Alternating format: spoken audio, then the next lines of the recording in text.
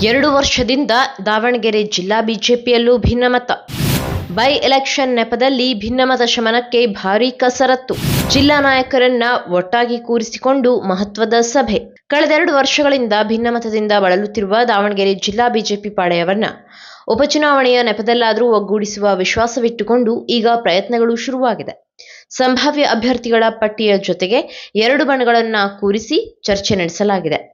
ದಕ್ಷಿಣ ವಿಧಾನಸಭಾ ಕ್ಷೇತ್ರದ ಉಪಚುನಾವಣೆಗೆ ಅಭ್ಯರ್ಥಿ ಅಂತಿಮಗೊಳಿಸಲು ಬಿಜೆಪಿ ರಾಜ್ಯ ಕೋರ್ ಕಮಿಟಿ ಮಾರ್ಚ್ 13ರಂದು ಮಹತ್ವದ ಸಭೆ ನಡೆಸಿದೆ.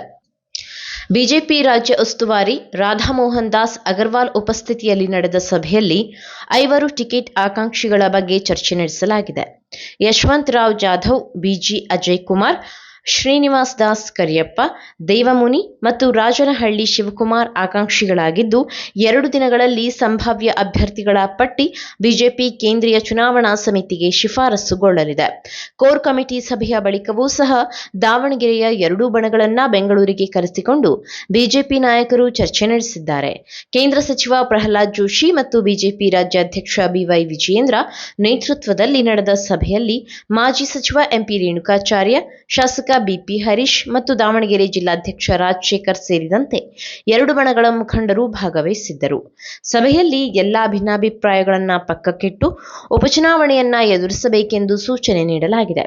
ನಾಯಕರ ಸೂಚನೆಗೆ ಒಪ್ಪಿಕೊಂಡಂತಿರುವ 2 ಬಣ ಪಕ್ಷದ ಕೆಲಸ ಮಾಡುವುದಾಗಿ ಒಪ್ಪಿಕೊಂಡಿದೆ. ಈ ಮಧ್ಯೆ ಕೋರ್ ಕಮಿಟಿ ಸಭೆಗೂ ಮುನ್ನ ಜಿಎಂ ಸಿದ್ದೇಶ್ವರ್ ಬಣವನ್ನ ಸಮಾಧಾನಿಸುವ ಕೆಲಸವನ್ನ ಬಿಜೆಪಿ ಮಾಡಿದೆ. ರೇಣುಕಾಚಾರ್ಯ ಬಣದಲ್ಲಿ ಹಾಲಿ ಜಿಲ್ಲಾಧ್ಯಕ್ಷ ರಾಜಶೇಖರ್ ನಾಗಪ್ಪ ಗುರುತಿಸಿಕೊಂಡಿದ್ದು, ಸಿದ್ದೇಶ್ವರ್ ಬಣದ ರಾಜನಹಳ್ಳಿ ಶಿವಕುಮಾರ್, ಬಾತಿ ವೀರೇಶ್ ಮತ್ತು ಶಿವಪ್ರಕಾಶ್ ಅವರಿಗೆ ಬಿಜೆಪಿ ಜಿಲ್ಲಾ ಪ್ರಧಾನ ಕಾರ್ಯದರ್ಶಿ ಹುದ್ದೆಗಳನ್ನು ನೀಡಲಾಗಿದೆ.